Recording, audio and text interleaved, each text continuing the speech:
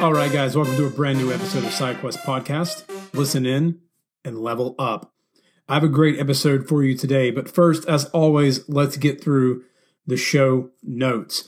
If you're not following the Facebook page, head over to Facebook, type SideQuest Fitness into the search bar, and like the page. There, you're going to get updates on podcast episodes, articles when they get posted, and you're going to get a brand new taco recipe every Tuesday for Taco Camp. Plus lots of other shenanigans and nerd talk throughout the week, so make sure you head over to Facebook. You can follow me on Instagram. My handle is SideQuestFM. If you want to see some cool videos and random stuff on Instagram as well, you can follow me on Instagram. Same handle, SideQuestFM. Or follow me on Snapchat, SideQuestFit.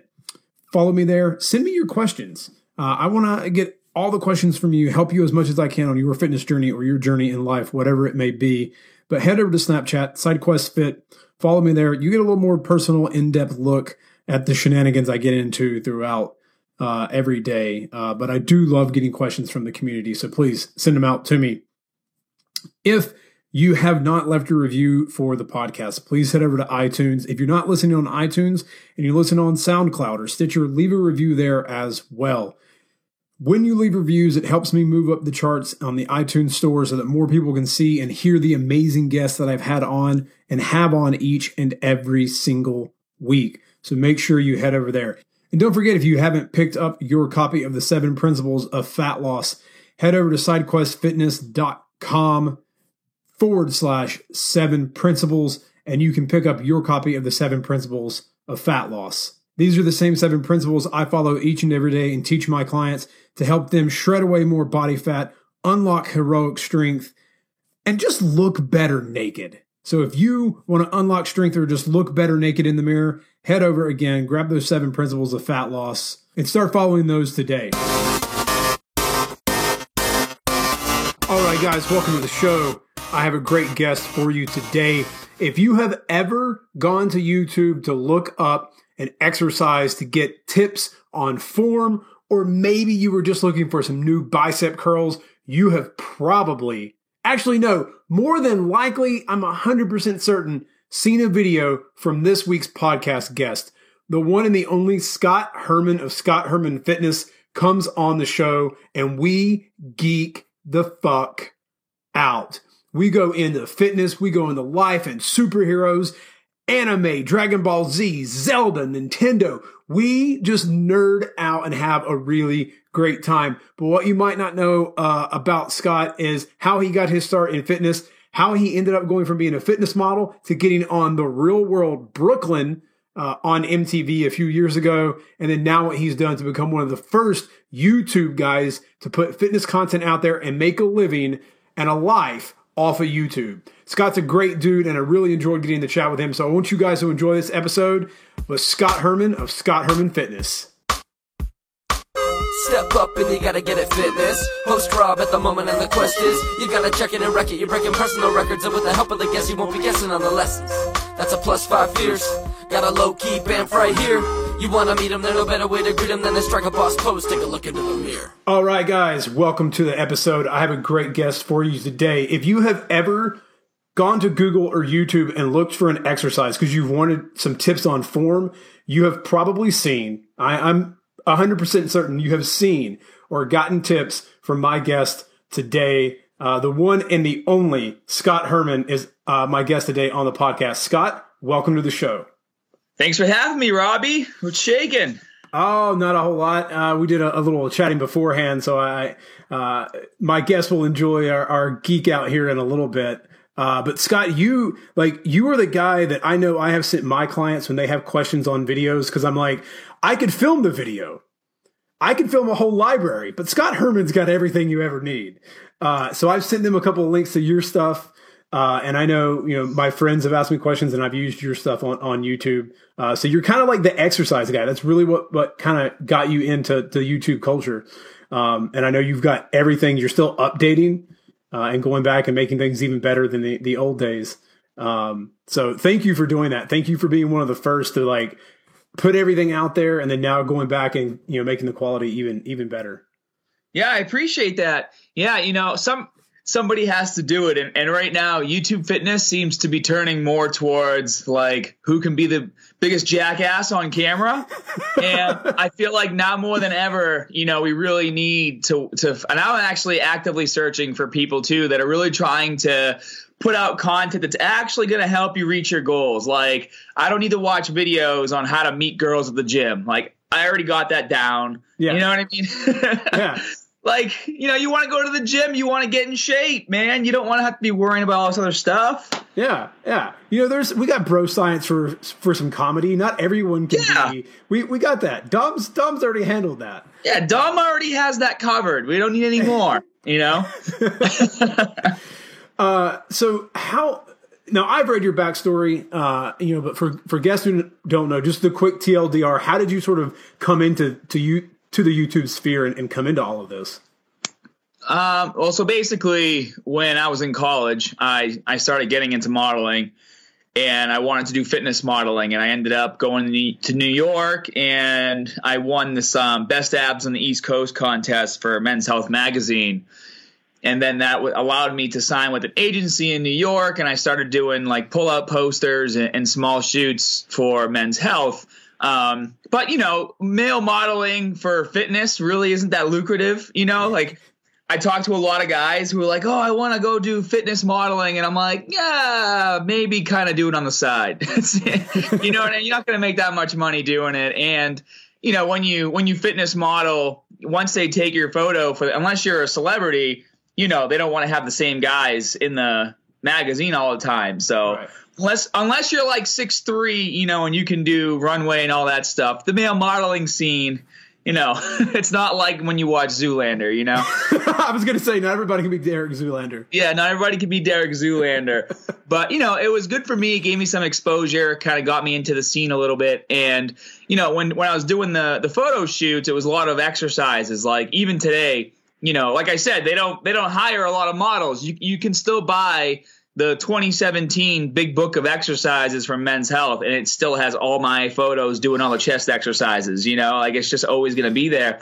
And so for me, I learned that, and even in the magazines, whenever they would show exercises, that they would show the starting and ending photo to show you how to do it. And at the time, I was a general manager at a gym in North Attleboro, Massachusetts, called Answers Fitness. And I was trying to find ways to get people to not quit their membership because not everyone could afford a personal trainer. And so that's where the idea of Scott Herman Fitness was born. And at the time, it was just a website where I literally would wait until the gym closed, and I would take photos of all the exercises, and I would do write-ups so that people could sign up and then go to my website if they needed help understanding the machines. And that's kind of how it started. And about a year and a half prior to moving to North Attleboro to be a general manager at this gym, I was a personal trainer in a gym that I had been working in since I was 14. And one of my clients had been telling me to make a video to get on The Real World for like 6 months. And she would not leave me alone about it. And I was like, this show's stupid. I don't want to go on that show.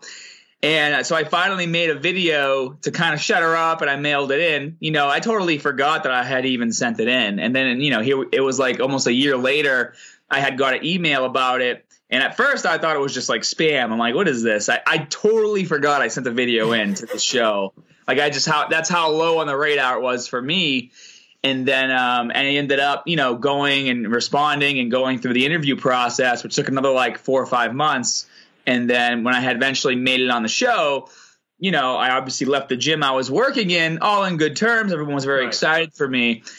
And then I made my way to Brooklyn when I was 23 to film The Real World Brooklyn. And the show really taught me a lot about camera presence. Like you get a really, really quick crash course on how to be aware of the camera, where it is. Yeah. And after The Real World, I moved to New York and I stayed there for about a year. And, what kind of sucked for my whole cast is that our season came out before Twitter. Like literally Twitter came out after all our episodes aired. So like we couldn't capitalize on any of that kind of social media, you know, and even back then, like Facebook fan pages weren't really like the coolest thing, you know, and then even YouTube, you know, was just kind of starting.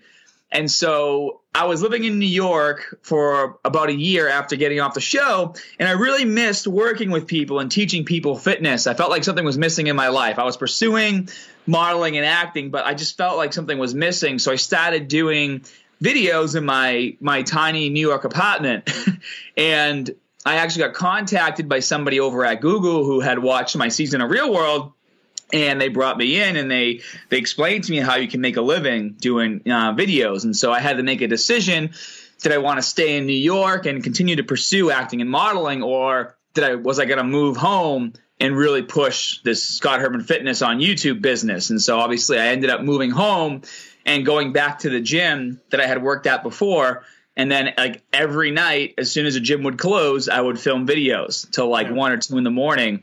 And just upload them as fast as I could on YouTube, which is a lot of the videos that you said you probably send to your clients, or some of my original videos, like how to do this, how to do that. You know, my how-to plank video just hit like 10 million views, and it's literally a 2-minute video on how to do a plank. So funny.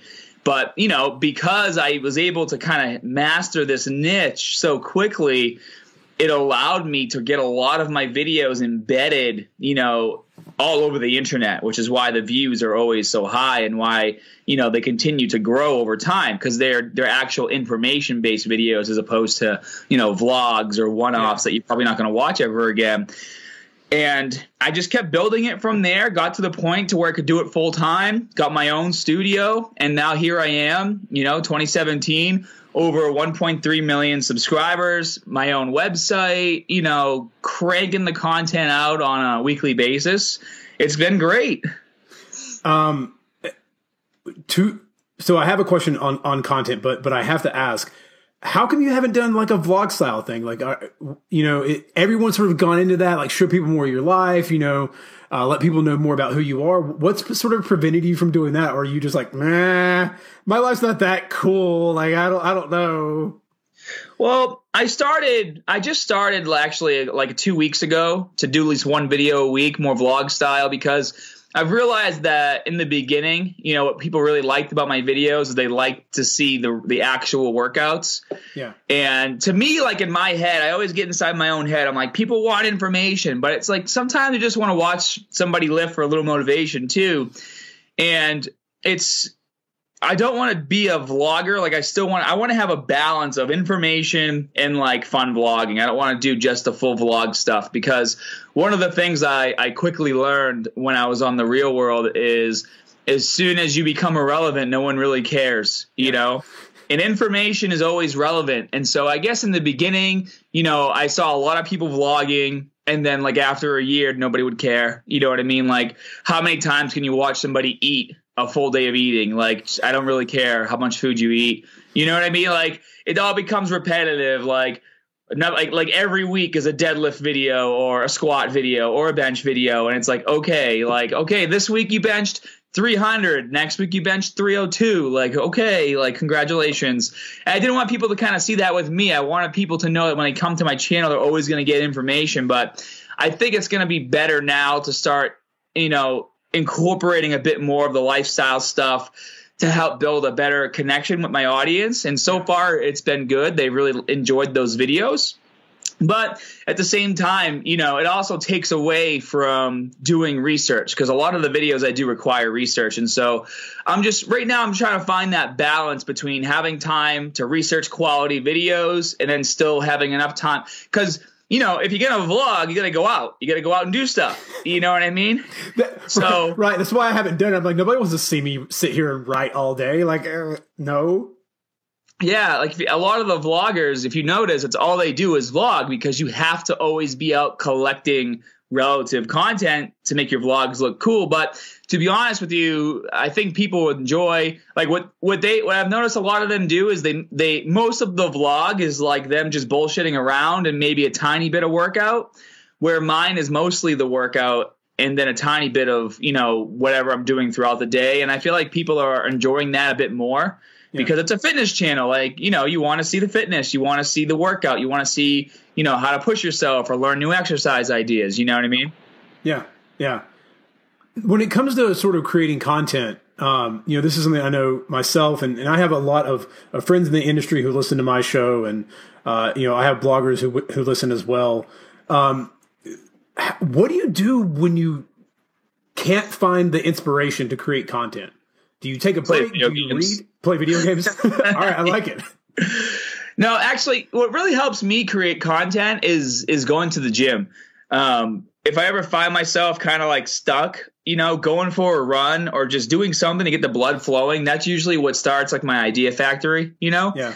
So for me, like just getting to be a bit active, kind of doing my own thing, or even if like going outside and doing a mundane task like mowing the lawn or like something around the house, like cleaning dishes, like just something that just take my mind off of worrying about things, and then usually that helps ideas start to flow into my head of what I want to film next. Okay. All right. I usually for me is video games or sit down and read a book, something nerdy, nothing like business wise, because then my mind is just going to stay where it is. Oh yeah. Well, the problem with video games is I'm very competitive, so it's hard to really it's hard to just chill. You get in and you're like, you want to be the best and win. Yeah. Yeah, my wife is like, how is this relaxing? I'm like, shut up, I'm playing video games. Mine refuses to be in the house when I play Madden. She's like, no. Why do you buy a game that you're going to yell at? I'm like, because this game will not get the best of me. It will not. It will not. Yeah, do exactly. So what are you playing right now? My wife and my stepdaughter, like, whenever I'm playing games, if they walk across a TV, they always just seem to go like 10 times slower. And I'm like, get out of the way! What? You see me playing an online shooting game. There are people trying to kill me, and you're just going to block my field of view. Let's go. So what are you playing right now, Scott? Right now, Destiny, and then I'm waiting for the new South Park and Zelda to come out. That's what I'm waiting for. March 3rd, Breath of the Wild. I cannot wait. So excited for that one. I didn't get my pre-order in on the Switch, but I'm hoping the second round of consoles come out so I can get my pre-order down on that, because it looks good. I pre-ordered it for the Wii U. Oh, okay. All right. Because I don't feel like buying the Switch just yet, because I play mostly Xbox, and I'm only going to probably play Zelda when it comes out. So unless another Zelda game comes out or Super Smash Bros. Where I have to buy the Switch, then I'll buy the Switch. I got you. You know what I mean? I like the fact, like, when I go on a business trip, if I'm traveling, like, I can take the Switch with me and still play something, like not use my phone. I could sit at the airport and do work, but if I could play Zelda at the airport, I'm going to play Zelda at the airport. Oh my gosh, that would be so cool. Yeah, that is pretty sweet. So I'm hoping for that, and the being able to download the old games. So it'll be like a game, like the old Game Boy games, the old NES and Super Nintendo games you can play on it. So it's like 5 consoles in one. Well, it's about time, because Nintendo has just been losing money for a while. Oh, they've been tanking just because they haven't put out the technology that Sony and Microsoft have. This one's got to be the one system that makes them back money and makes them more relevant again. So I guess it kind of defeats the purpose of buying that like old school Nintendo mini console if the Switch can hold all those games. You know what I mean? Yeah, I don't know. The 90s kids that we are. I know you were born in 84 and I was born in like 86. So we grew up in the 90s. That nostalgia thing, like all week because of Facebook. Facebook's had that 10 like high school albums that like meant the most to you. I've been going back and listening to those, and it's like nostalgia just running through my veins. So there's something about holding a regular Nintendo or Super Nintendo controller in your hand. Yeah, no, it definitely is. Unless you're playing Ghosts and Goblins, I just want to throw the controller to the wall. or Battletoads, like. Oh God. Man. Talk about anger management as a child. Whew. Dude, level 3 on Battletoads is like impossible when you're friggin' 10. Yeah. Like, what the hell? Yeah, it's like playing games today. I'm like, I don't think kids even understand like how hard it is to only have 2 buttons that do things. There's no Z targeting. There's no shields. There's no honeycomb shields. There's no special powers. It's either you do or you don't. Yeah, exactly. No, it's a totally new world in terms of gaming. It's evolved so much. Actually, I was watching Pixels last night while I was doing some work. I love that movie. with Adam Sandler when they had the video games, and it's just so fun to watch. And like I was watching it in the beginning when the arcade first opened, and I remember going to arcades and like the floors like all like groovy and like colorful. Yeah. You know what I mean? Oh man, arcades. God.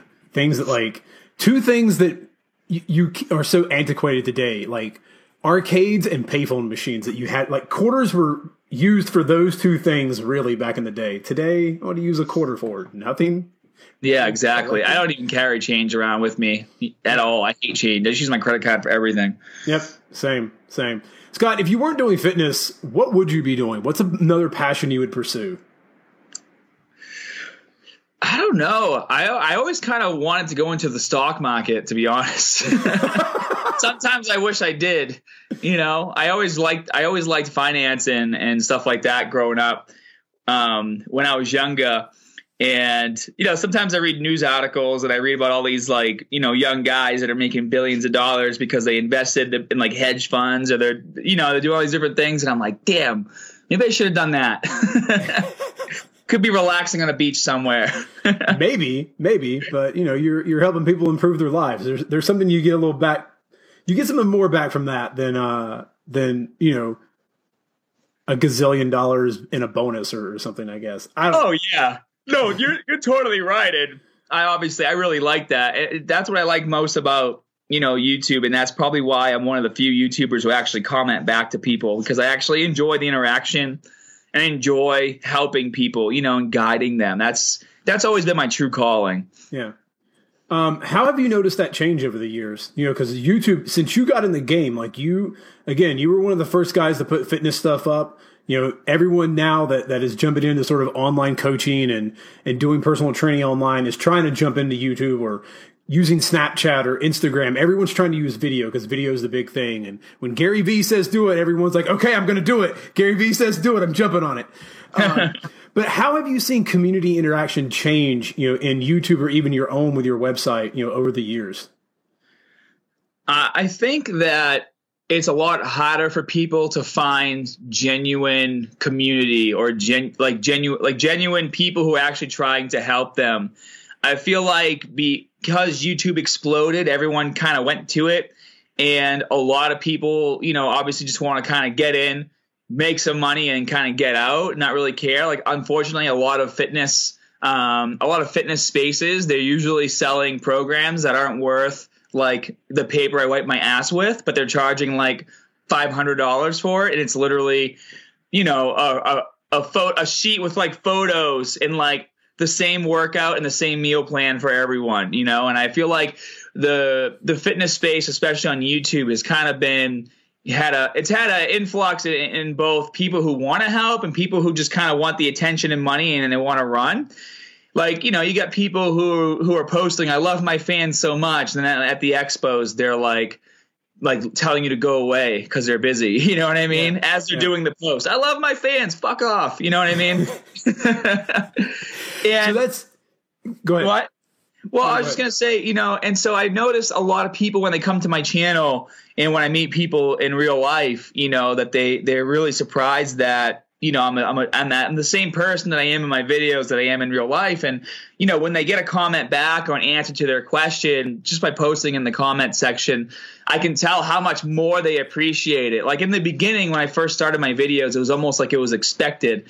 But now it's evolved to the point to where a lot of people come to my channel because they know as long as they get in within the first couple of days of a video getting posted, there's a pretty good chance that I'll be able to get to their comment and help guide them, and obviously I utilize the comment section too to push people to my website where they can get even more information to help try to grow my business. But at the end of the day, it's all because I'm trying to help people, all over the world reach their goals. And the only way you can really do that is by interacting, with these people as best you can. Okay. It's something that I see a lot of people, as I'm sort of growing into this space and still very new, that's one of the main things I do. I will answer everything that comes in via email, anything that comes up on YouTube, Facebook, because, people want to know that, one, you obviously care for them and that shows that you care. And two, it's social media. Like, you're supposed to interact with people and get to know them. Like, you need to build community.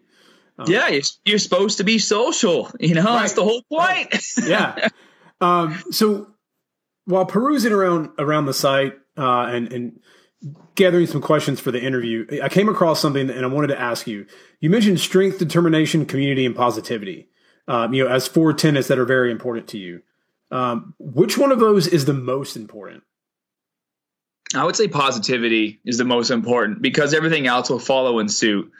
A lot of people, they beat themselves up too much, and like even on my website with my 12-week challenges that I do, people always ask questions and they're like, oh, I can't lift as much weight as you. I can't complete the workout in the amount of time given, or, you know what I mean? I can't this, can't do that. And a lot of the times I'm just responding. I'm like, listen, the workouts that I present to you are they're guidelines, like you're basically supposed to do your best and work at your pace and hopefully eventually surpass me. Like you shouldn't be worried about how much weight you're lifting. You can't walk into a gym and start just kind of holding yourself accountable to be as strong or as fast as other people that are around you. And I feel like a lot of people quit because they go to the gym and they might not be doing as well as some of the people they know, and they think it's because they're not meant to be in shape, and so they kind of just fall off the wagon. I think that's what happens a lot, in January with the New Year's resolutioners that eventually quit is, you get this influx of members in the gym that are seeing all the people who've been dedicated all year round, and eventually they just like, well, I'm not seeing results as fast as so-and-so told me I would see them, so screw it. Do you know what I mean? And that happens a lot too. I do a lot of Skype consultations, and I do it with people like all over the world. You know what I mean? That's the beauty of Skype. And I've been working with this guy for like 3 months, and his trainer before me was like, oh, in like 2 months, you're going to have ripped abs and you're going to look like this, that, and the other thing. But yet he put the guy on a bulking program. You know what I mean? And so it's like, I'm like, dude, you can't beat yourself up that you don't have those ripped abs yet because you were put on a program to bulk and build muscle. Like that is completely different than being on a program to get your abs to show. And you're not going to see your abs in 3 months, even though you're training really hard. Is it because you're not gearing your workouts towards that goal? Just stay positive. And so after having, a few conversations with him and telling him like, hey man, don't get discouraged because you don't see your abs. We got to stay positive and you have to know what our goal is. Our goal right now is you want to build lean muscle so that when you eventually lose the fat, all of the fat, you're going to look great. You don't want to lose the fat right now and then be really skinny. You know what I mean? Yeah. Like let's stay in that bulking phase where you're building lean mass. And so positivity definitely is going to help anybody reach their goals, no matter whether it's fitness or anything else in life. Yeah, dude, you know what? That's, I will admit that is the number one reason I quit playing World of Warcraft back in the day is because everyone else was more advanced than me. And I was like, well, this just isn't fun. Everyone understands the game more than me. Like, I feel so stupid. I don't get this. And I think that's something that happens with everyone in the gym at some point. Sometime, and then there's those days, there's that time maybe where it just clicks and you say, fuck it, I don't care. I'm just going to learn. I'm going to go. And then it sticks for you. But, a lot of people do sort of look at people and go, oh man, how do I get to where Scott Herman is as a YouTube star? How do I get there? A lot of hard work and patience. Yeah, exactly. And that's what it is. And, it's really important that you got people giving you advice. And also too, the trainer, he showed me who the trainer was. He was I'm not going to say anybody's name, another online fitness trainer. Clearly wasn't natural, but telling the guy he was, and he's like, this is the diet that I use. And it's like, how can you sit here as a trainer who's on juice and tell somebody that this is the diet that you use to look the way you did, and these are the foods you ate, this is the program you did, when like for a fact that you're just bullshitting to make money, And that's a huge problem too in this industry, is that there's so much bullshit, lies, and deceit that a lot of people end up getting discouraged and quitting the gym because they're looking at people, not even big people, like I would say even like dudes my size or a little bigger that are on low doses of different types of steroids like Tren and Clen and all these different things. and they're like, oh, this is my ab training program, you know? It's like, or this is what I eat. Oh, it doesn't matter. You know, you can eat Pop-Tarts and get ripped. You know what I mean? It's like, oh, there's so much of that going around, and it's hard. It's more hard for me. Like, I get really upset when I talk to people and they're like, so-and-so told me that I could do this and I ended up just getting fat, you know, or I ended up, you know, getting worse results, or I didn't see the results I wanted. I wasted the last month. What should I do? You know, that bothers me. It does. It really bothers me to the core. I don't like being lied to. I'm sure you don't like being lied to. And if you're trying to stay positive to reach your goals, and you're just finding out that all these people that you've been looking up to or talking to are feeding you bullshit just to kind of get likes on Instagram, you know, it's really discouraging for a lot of people. Yeah, no, it is. And I think that's one, you know, thing that a lot of people think, that, you know, they think it's impossible to ever achieve these things. And then they do say things like, oh, well, you know, so-and-so, you know, was on steroids, or so-and-so was on this. And, you know, I'm sure you've probably had people say that to you, or come and say those comments on YouTube, and you're like, no, I'm not. I just work really hard. Like that. Like I'm not going to feed you bullshit. This is what you have to do. Oh yeah. Well, it's easy for me, 'cause I'm like, dude, like, go to my channel and look at my videos over the past 6 years. Like, you see a steady progression. Right. You know what I mean? There's no 6 months later, Scott's like, whoa. Yeah, you know, and that was the big thing last year, was that whole like shred scam, you know what I mean? Yeah. Where, you know, the photos weren't it wasn't that the photos were photoshopped like crazy, but they're also like juiced up, like that Paige Hathaway. She's like, you can get a butt like this, even though it's photoshopped like to the max, and I'm taking things that I'm not telling you to look the way I do. Like, my wife's Brazilian, you know, and she always just laughs when she sees like these 6-month booty transportations where you go from like pancake to bouncy ball. And she's like, give me a friggin' break. Like, that's not going to happen. You know what I mean? It's not genetically possible for the 99% of the population to go from a pancake flat ass to a big, juicy, like, huge watermelon ass. You know what I mean? Yeah. It's just not going to happen. And especially in 6 months, you know? Yeah. And women, you know, I feel like, you know, they really want, like, if you really want to have an hourglass body, you see that, you're like, oh, wow, I'll pay $500 for that program. And it's like, do lunges, or do like back squats, or do this. And it's like the stupidest like routine of how to build a butt. And, you know, it's just, I don't want to beat up on it too much, but it's like, no. I understand. It's tough because people, you know, when it comes to fitness, there's so much information out there that they're looking for someone to trust, and they want to hope and believe so much because they want to achieve that dream body that the person telling them what to do is being honest, you know, and I think, 9 times out of 10, it's just not the truth. I think one of the things, and, you know, it's something that, you know, one of my clients had, I think in his mind, he thought after like 4 or 5 months,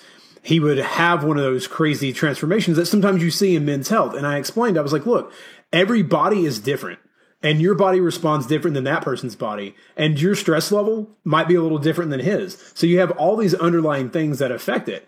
But look where you are now versus where you were. You're a lot further, and you can get to that point. It just might take a little more time. So just keep going. Yeah, and I totally agree with you, Robbie. You know, we got to teach people to be more in tune with their own progress versus constantly comparing themselves to everyone else in the gym. Yeah. How do you do that as a business owner? You know, like other fitness guys that you go and you see at the Arnold or other sort of fitness conventions that you go to that are big names and guys that you look up to. How do you keep that from happening in your own sort of head business wise? I just never looked up to any. I just looked up to superheroes. If you want to be honest, like, I could really give two shits about most of these people unless I've met them and they've been really nice. Like, you know, a lot of the guys on my team, BSN, have been super nice. Like in fitness, if I get to meet people and they're super nice and they actually interact, then they're on my radar. Like, wow, I want to train hard like that guy. Or I would love to train with so and so because they're super cool. Do you know what I mean? Like, yeah. I actually got to know Flex Lewis very well, and he's on Team BSN, and he's a real fun guy to hang out with, and I would love to be able to train with him on a regular basis, just because he's like probably one of the nicest guys I ever met in the industry, and it's really hard to find that. Growing up when I was a kid, I think like 99% of the population, I looked up to Arnold, Oh, yeah. And, that's just a given. And so I think in 7th grade, I did a book report on him, and I learned a lot about his training ethic where, I think it's funny when people compare themselves to Arnold and training like Arnold. I'm like, Arnold used to do squats until he passed out and like puked all over the floor, and then he would wake up and then he would start squatting again. Like that was the kind of intensity Arnold trained with, Yeah. So that I admired, and I always looked up to him for his training ethic. And I was always kind of captivated by how he was able to kind of come into America in this industry that wasn't popular yet, and then just do what he did. He became a movie star, governor. Like he's been everywhere, done everything. Even in Demolition Man, he was the president for a period of time. Yeah. So he's done a lot, and so he's one of the few in the actual industry that I looked up to at a young age. But for me, I looked up more to like my superheroes because I thought, well, these dudes look jacked. They looked awesome, which obviously, they're based off of people. So like it's what a body can look like eventually. But I looked up to them more because they were big and jacked and strong to like help people and save people. And when I was a kid, I was kind of bullied a lot. And so for me, I was like, I want to get big and strong and beat the crap out of bullies, So like that was more my motivation. It wasn't to have like an aesthetic physique and look really good for magazines and bodybuilding shows. I just wanted to be big and strong so I could beat up bad guys. That was like my mentality. What superhero did you idolize as a kid? When I was a kid, I looked up to Superman and Wolverine the most. Those are my favorites. All right. I like Superman because I liked how good he was. I always thought he had a really awesome physique in terms of like a big broad chest, Yeah. And then Wolverine, I always liked him growing up because he would just kick your ass like he didn't give a shit. Like I wish I could have been more like him when I was a kid, where you talk shit, I just beat the crap out of you and stab you with my my blades that came out of my hand. I'm sure everybody wishes at one point in their life they could just kind of hold up their hand and pop 3 blades out. Oh yeah, like, no doubt. Having a bad day, bam, leave me alone. You would feel safe anywhere if you could pop blades out of your hands. Oh yeah, you wouldn't even have to pop them out. And then when you did, people would just run. Yeah. Well, and then if you got punched, you're like, all right, whatever. I'm just gonna heal. Fine. Yeah. There's there used to always be like funny memes, like if Wolverine worked out, that he would get so big, and it just says like "kill me" because he's just so silly, can't even move, stuff like that. It's funny. All right, let's get into a couple of fun questions, and then we can. I got to get in, and we got to talk about the nerd collection that you showed me before we close out. All right, so you are from Massachusetts. I did a little research. You're not far from Boston. And you can hear it in your accent, which I love. The Boston accent is my favorite accent in America. So I got to ask, Matt Damon or Ben Affleck? Oh man, that's tough. It's tough because I like them both. I think I steer more towards Matt Damon, like I'll always probably watch both of their movies, but I always just kind of felt like I connected more with Matt Damon. But it's a tough question to ask because a lot of movies when I was growing up always had them both in them. So it's like fond memory, like even like Jay and Silent Bob movies, you know what I mean? Yeah. Like you watch those and there's always Matt Damon and Ben Affleck in those movies. I actually just picked up The Accountant though. I can't wait to watch that. Ooh, I've heard that one's really good. Yeah, and that new movie he has coming out too, where he's like the gangster. Yeah. Really cool. I'm not sure. Like he does pretty good as Batman.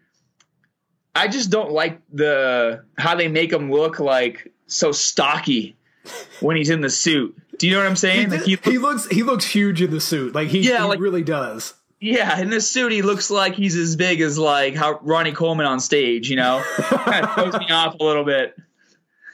But yeah, I think definitely more Matt Damon. I think Matt Damon has more movies that I connected with because he did a lot more movies that were like the Bourne series, where you kind of build that relationship with his characters over time, which I actually just bought the 5 movie Blu-ray pack of all of them. Just funny. It's like, oh, do you watch that YouTube channel Cinema Sins?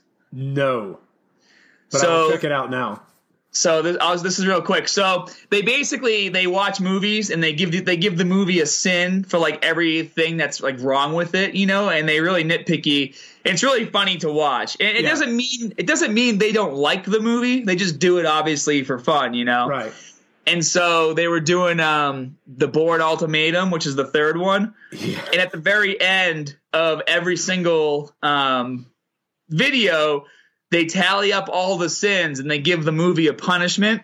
Yeah. And then so they tally up all the sins for the Bourne Ultimatum and it goes, and your punishment is, and they go, Hawkeye. Yeah, and then you hear, and then I forget his name, but then you hear his voice from probably like another movie where he's like, "Oh, come on, man!" Isn't that hilarious? That's hilarious. That's an awesome sin to give him. Yeah.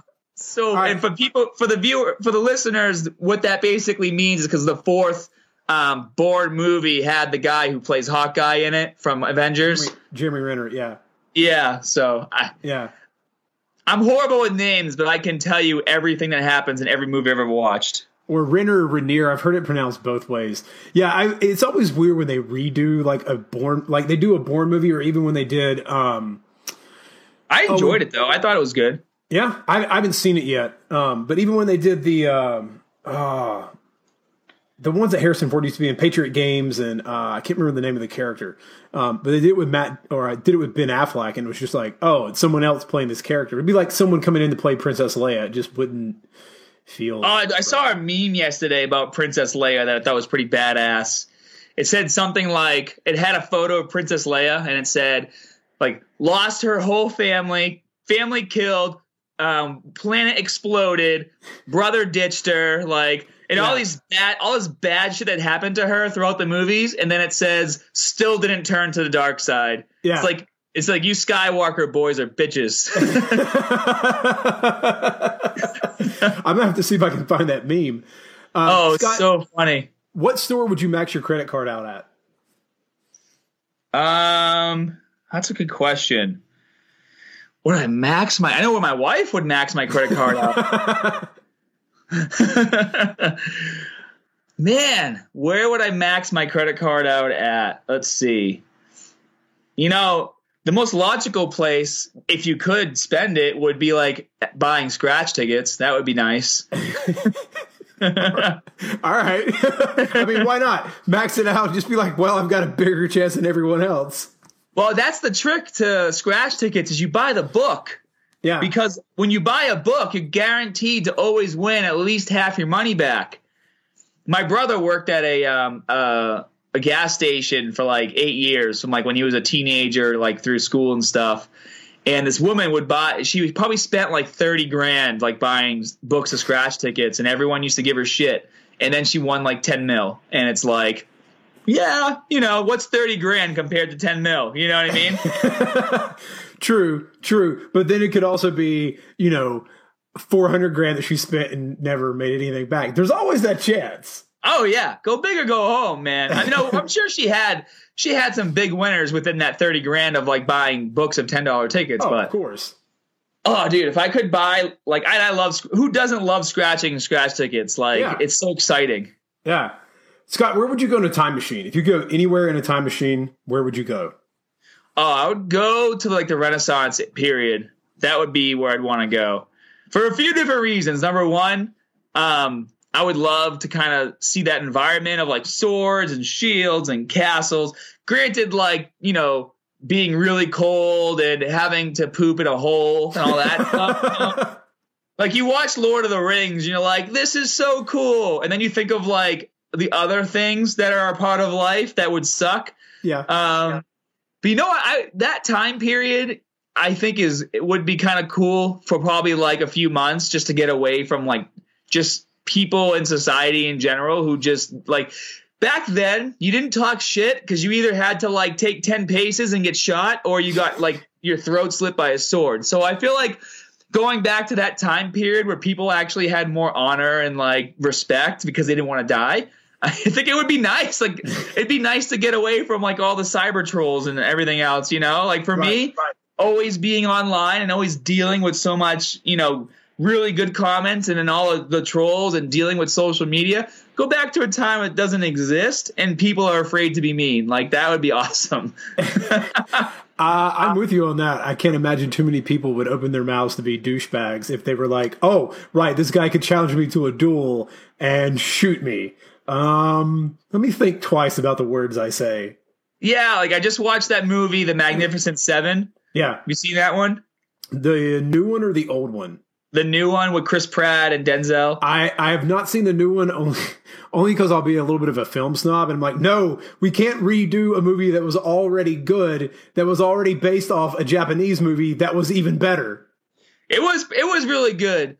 But there's this one scene where Chris Pratt is trying to buy his horse back and he's talking to the guy. And then he's like bartering and kind of arguing with the guy, but he's just, you know, he's being chill. And then the guy's like, I said it's not for sale. And the guy put his hand on his gun. Yeah. And then Chris Pratt's like, ooh, I really wish you didn't just put your hand in your gun. I'm going to have to kill you now. Like, you know what I mean? Like, you just didn't start flashing your gun and then not expect to get shot. Right. Yeah. All right. So had some fun with the fun questions. Now back to a little more sort of business and sort of personal and development sort of things. One of the big things I've learned from Craig Ballantyne when I had him on the show, and I started instituting these ideas, and it's really helped me over the last like 8 months, is creating rules or guidelines for scheduling out my day.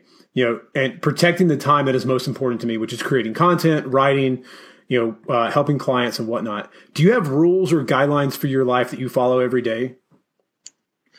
Yeah, and it's you're totally right. You have to schedule your time, or else everything just kind of gets piled into one big blob. And that actually can, you know, for me in the past, I used to be a real big source of stress. Yeah. So I would not plan the day out, and then it would feel like you're always running behind, you know, and that can destroy you. And that's the biggest obstacle for running your own business. A lot of people like, oh, you're so lucky you work from home. And I'm like, my home does not feel like home sometimes. It feels like I can never escape my work, you know. And even with my wife, you know, I used to always work at night because that's when my IT team would be on. And I've had to really dial that back because I would be up till like 2 or 3 in the morning trying to get things done on the website, you know, during the building phase. And constantly checking things and doing things. And my wife was like, I'm tired of going to bed by myself, you know, happy wife, happy life. So I've had to kind of restructure that. But yeah, like I really make sure that I schedule out my day. I have a planner, and I even on my planner is like pencil, you know, like just take away the technology and plan it out and see it, put the schedule kind of on my desk. Like this is what I need to do in order to reach my goal of what I'm trying to do. And even like in terms of waking up in the morning, like, you know, when you work from home, you wake up, I feel kind of tired. Let me just go back to bed. Fuck it. You know what I mean? Yeah. It's not like you have some place to be, you know what I mean? So right. You have to really schedule things out so that mentally, you know, well, if I don't get up now, then I'm not going to be able to do this. And then my workout is going to be pushed till later. Then my wife is going to kick my ass when I come home late from the gym. It's like, you got to get the priorities straight, you know? Yeah. Yeah. No, I agree. I mean, one of the rules for my life is I leave no phones in the bedroom. The bedroom is for 2 things: sleeping and fucking. That's it. Like there's no cell phones, no electronics, no TV, because I don't want that distraction to keep me in bed. So when my phone goes off at 5, I have to get up and go into the kitchen to turn it off. And I might as well stay up because now I'm up. Oh, that's a good idea. I might try putting my phone in like the other room. Although I'll probably sleep through it if it's that far away. So I wake up sometimes, you know, because I if I have like a long day or I've been working really hard and my alarm went off for like an hour, I just did not wake up. Oh, dude, I know there are days where that happens. Days where it happens. My wife could sleep through a hurricane. Like, could come through, wouldn't even know, would wake up, destruction would be all around us, and she'd be like, "What happened?" She's like across the street, like in a tree. She's like, "Oh, wow." She wakes up in a tree, wouldn't notice. So Scott, before we get on, I want to wind down and talk about some more awesome geek stuff, because that is my audience. They do enjoy fitness, but they're also giant nerds as well. And you showed me your awesome collection of everything. Dragon Ball Z stuff. Yeah, of everything. Dragon Ball Z. Right now, there's Captain America and Wolverine on the behind us, and you've got your huge movie collection, and you've got all your Dragon Ball Z stuff. Is there anything missing from your collection that you're just like itching to get? Well, up until about a month ago, I was missing the Planet Arlia Funko Pop. It was like people selling it for like $1,500 on eBay because it's so rare. And I managed to score it for like $800, which is still a lot of money for a stupid friggin' Funko Pop. But it's like, it was like the bane of my existence. I'd look at my collection of all 29, and then I'm like, I need Planet Arlia Vegeta. What the hell? So that was missing. That was bothering me for a while, actually. But when I finally got him, I was happy. And then these statues back here, these are Super Saiyan 5, Goku, Broly, and Vegeta. And then this one is a Super Saiyan 6 Vegeta statue, which when I ordered them from Japan, I got these like 3 years ago. Yeah. He was supposed to send me Super Saiyan 5 Vegeta, but he sent me that one by accident. And it's like $50 to ship. And at the time, they only cost like $60 a piece. Yeah. So I was like, well, I'll just buy another one, just send me that one and I'll just pay it instead of paying $50 to ship it back. And so I went online. This statue that I got basically for $50 because the guy messed up is worth like $700 now. Jesus. And all the other ones are like $500. I'm like, I paid $50 for these. And I just got a Super Saiyan 5 Trunks to match that just came out. So he's going to go over here. I'm going to move Vegeta down. I didn't even show you. I got a Captain America shield signed by Stan Lee in my closet over there, like a really big metal one. I just completed. I collect all the Zelda amiibos, so I just got the new set that came out. There's like I'm going to show you. This is cool. Have you seen the new Zelda amiibos? I've seen a couple of them. Just going to Walmart and sort of walking around. But I still have a ton of Star Wars action figures from the 90s that I have to collect. Which now again sell, like I could have bought them for $4 as a kid. They're like $37, $38, $50 on like eBay. Well, they just started releasing all the original Ninja Turtle toys again at Toys R Us. Yeah, because the originals are worth it. This generation of kids is not good enough. You're not good enough, children, for the Turtles. No, you're not. I have every single Ninja Turtle. I still have them at my mom's.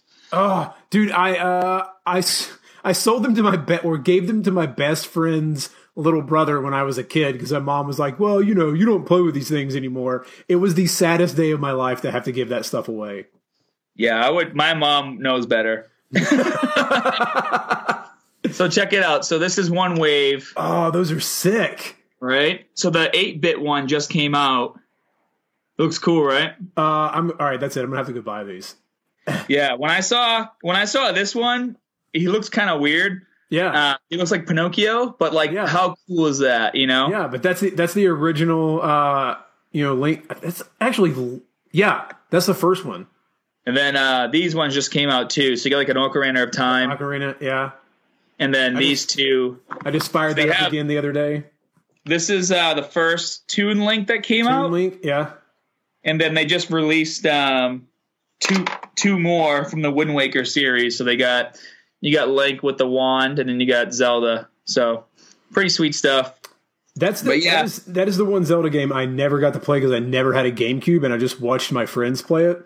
That is one of the ones where I'm like, awesome. The Switch is going to be able to play GameCube games. I'm going to download Wind Waker and play it on my Switch.